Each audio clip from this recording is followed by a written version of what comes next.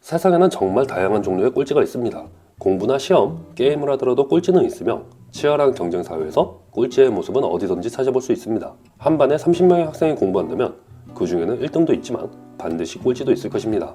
세계 최강의 선수들을 모아서 경쟁하는 UCI 월드투어 팀도 각각 선수들을 보면 해당 나라 또는 지역에서 최고의 성적을 거둔 선수들이 모인 것이며 월드투어 팀에 참가하기 전에는 모두 자전거 신동이나 사이클 천재 소리를 들으며 성장해왔습니다. 하지만 그렇게 뛰어난 선수들이 모인다 하더라도 결국 1등부터 꼴찌까지 경기 결과에 따라 모두 순위가 정해지게 됩니다.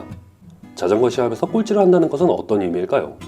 현재 UCI 월드투어 경기를 보면 1년에 약 150개가 넘는 경기가 펼쳐지며 대부분 한 시합에 150명에서 200명 가까운 선수들이 경기를 뛰게 됩니다.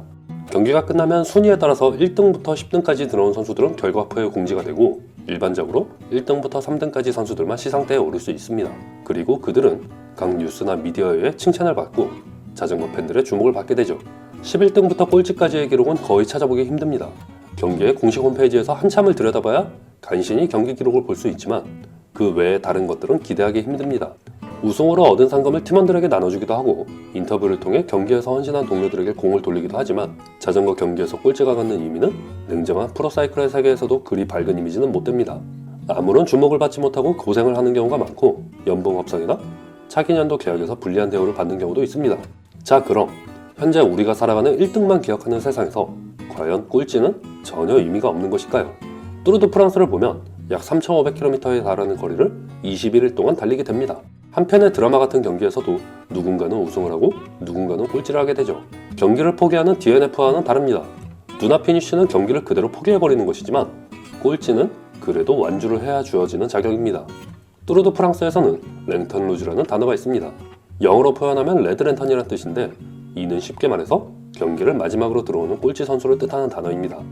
옛날에는 경기에서 뒤처지는 선수들이 실종되지 않도록 자동차나 기차에 꼴찌로 달리는 선수들을 태워서 끌고 들어왔는데 어두운 밤에 후미등을 켜서 뒤처진 선수를 찾아낸 것에서 유래한 단어이죠. 뚜르드 프랑스는 처음 시작된 1903년부터 마지막으로 열렸던 2019년 경기까지 매년 빠짐없이 랭턴 루즈를 기록하고 있습니다.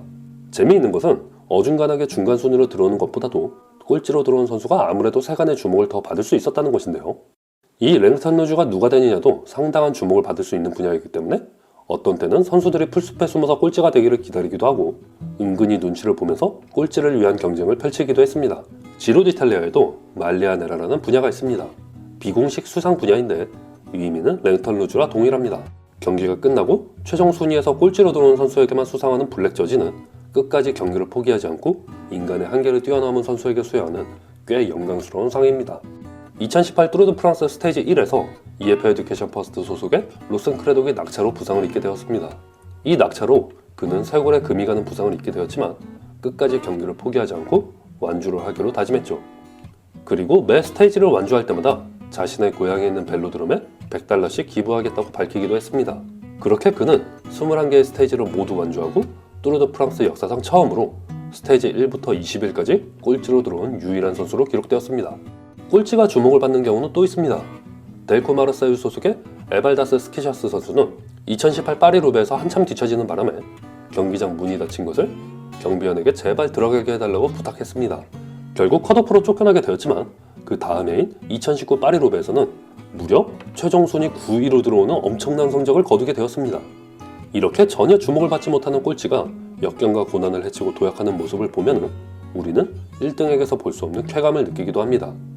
앞선 사례에서 보다시피 꼴찌가 우리에게 주는 영감은 우리 마음속에 있는 무언가와 닮아 있습니다. 2020년 새로운 해가 시작된 지 얼마 안 되었지만 우리는 연초부터 경쟁과 갈등 속에서 1등을 하기 위해 달리고 있습니다.